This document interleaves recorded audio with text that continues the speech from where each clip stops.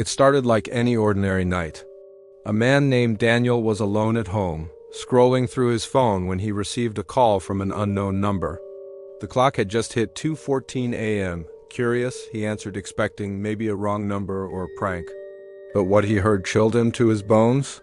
There was silence at first, then a crackling static, followed by what sounded like faint whispers, unintelligible, echoing as if coming from a deep tunnel. He said, "Hello?" Again, and a voice responded, but it didn't sound human. It was a distorted whisper that said his name, Daniel. And then, "We see you." His blood ran cold. He hung up immediately, assuming it was a prank. But then his phone rang again, same number.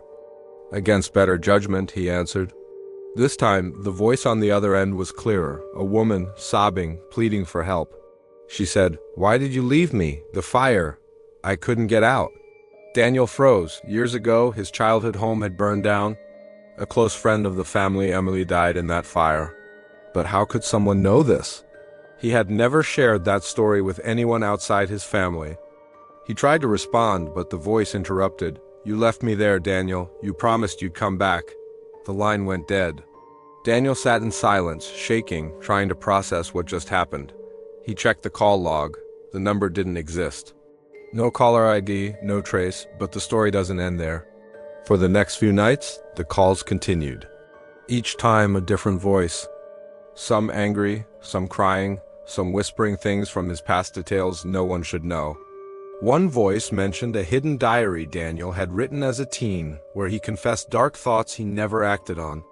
Another voice told him about a decision he made in college that cost someone a scholarship. The voices weren't random, they were targeted, personal, precise. It was like the dead were dialing in to confront him. Finally, Daniel contacted a paranormal investigator. The investigator asked for the call recordings, but every time Daniel tried to record them, nothing played back, just static.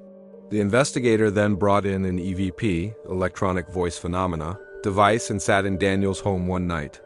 Sure enough, at exactly 2:14 a.m., the phone rang.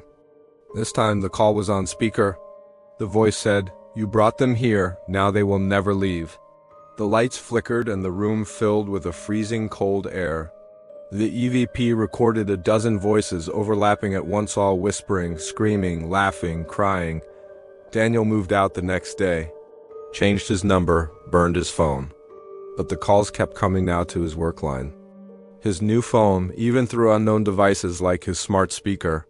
Some believe he opened a line of communication with the other side, unintentionally. Others think he was marked from that fire years ago, and the spirits used the phone as a bridge to reach him. Paranormal researchers say this isn't the first case. There's a phenomenon called phantom calls, documented in several places, where people receive calls from the dead, especially around 3 a.m., known as the Devil's Hour. Whether you believe in ghosts or not, the idea that a spirit can reach out through a phone, using something we rely on daily, is enough to make anyone hesitate the next time an unknown number pops up in the middle of the night. So next time your phone rings at 2 or 3 in the morning, ask yourself, who's really calling? And are you sure it's someone from this world?